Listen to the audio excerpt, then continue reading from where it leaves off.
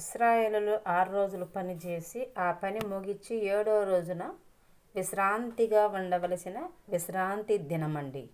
ఆమేన్. ఎక్కడ కూడా అగ్ని కూడా ముట్టించరాదు. హల్లెలూయా. దేనికి ఒక నియమం అనేది ఇశ్రాయేలులకు కట్టడగా ఇచ్చాడండి. దాన్ని చదువుకొని దాని ప్రకారం జీవించి మీరు నా విందులకు నా కట్టడలకు లోబడతారా లేదా అనే నియమం కూడా దేవుడిచ్చాడండి. ఆమె 6 రోజులు పనిచేసి 7వ రోజున విశ్రాంతి దినము, విశ్రాంతిగా ఉండవలసి ఉన్నది. ఇప్పుడు మనోళ్ళు ఏం పరిగెడుతుంటారో, పని పని పని పని పని మీ విస్తారముగా మీరు పనిచేసిన అవి ఏమి అవును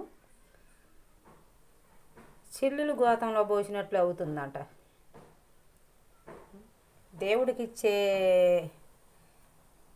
ఒక కట్టడ ప్రకారం దేవుడికి ఇవ్వాల్సిన టైంను దేవుడికి ఇచ్చావు అంటే నీ దీవెన అప్పుడు ఎలా ఉంటుందో చూసుకోండి.